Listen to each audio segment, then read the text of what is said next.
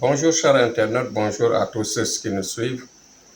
Aujourd'hui, Thierno Amadou va parler uniquement sur comment le sacrifice peut être rentable, peut être bénéfique sur le travail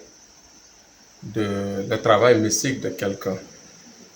Bon, vous savez que le travail mystique a besoin de sacrifice d'animal. En général, le sacrifice d'animal sert de protection de barrage par rapport à un retour. Par rapport à un retour de mal. Que par exemple, l'auteur ou bien l'ennemi qui a fait le travail, le mauvais sort, a fait, ou bien par rapport au djinn ou bien à l'esprit maléfique de riposter par rapport à un travail de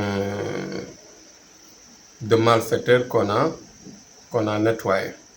Vous savez que même par exemple le voleur qu'on attrape ou bien qu'on essaye de lui retirer ce qu'il a, en général, si vous n'êtes pas armé, qu'est-ce qui va se passer? Il peut vous blesser, il peut riposter et vous tuer même pour s'échapper et aussi prendre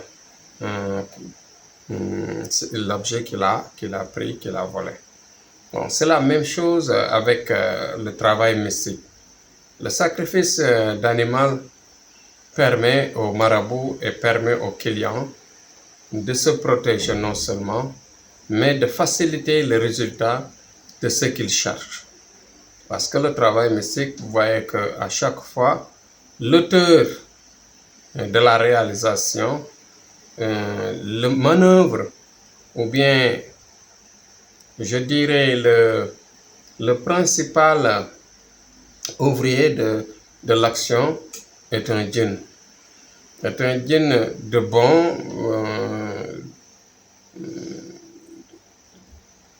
bonne qualité, ou bien quand il s'agit du bien. Et aussi, il y a des djinns de mauvaise qualité quand il s'agit de faire du mal.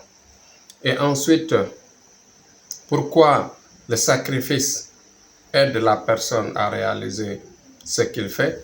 Parce que tout simplement, vous savez que les djinns en général, il y a des djinns qui consomment le sang.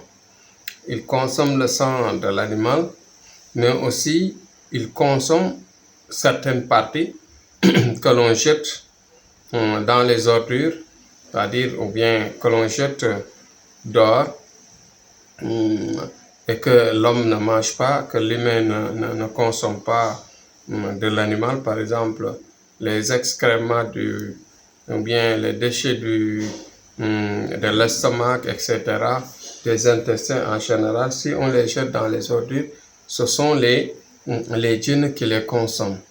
Voilà. Et ensuite, le sang, ce sont les djinns qui les consomment. Et d'autres parties que vous ne savez même pas. Et la partie consommable que l'homme utilise, l'humain, aussi, c'est de bonnes actions qui permettent bien sûr c'est-à-dire aux clients et aussi aux marabouts d'avoir l'accès à la lumière de Dieu. Donc, il y a deux parties. Il y a la partie qui booste le travailleur et le client non seulement à se protéger, mais pour se protéger et pour avoir rapidement le résultat. Ça facilite le résultat. Et aussi parce que la lumière de Dieu, le bienfait qu'on réalise, c'est-à-dire donner aux nécessités à manger, etc., à se ressaisir. Donc, et en même temps, satisfaire les djinns, c'est-à-dire les principaux acteurs de l'action qui se satisfont avec, bien sûr, les choses à consommer. Donc, voilà ce que je voulais expliquer, ce qui fait que à chaque fois que l'on demande un sacrifice, ce n'est pas de l'argent qu'on met dans la poche, mais c'est juste pour l'achat d'un animal pour faciliter le résultat de ce qu'on travaille.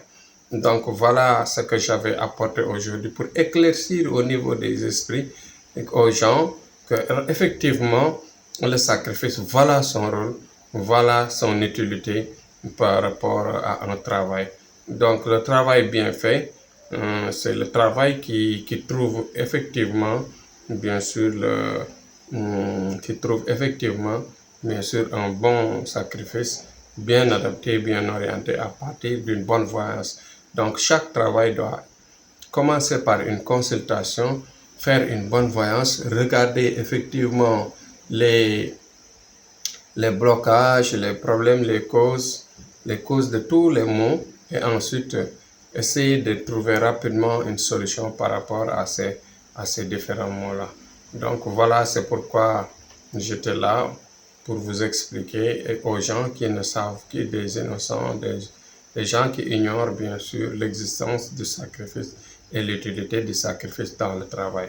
Le sacrifice, c'est pas la récompense du marabout, mais c'est juste un montant d'argent qui permet au marabout d'acheter, bien sûr, ce qui facilite le travail.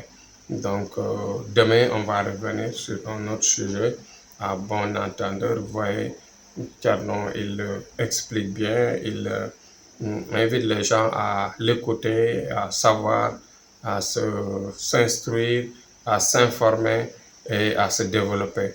Donc, Inch'Allah, demain, on reviendra sur un autre sujet. Comme d'habitude, à chaque fois, on apporte des éclaircissements au niveau du travail.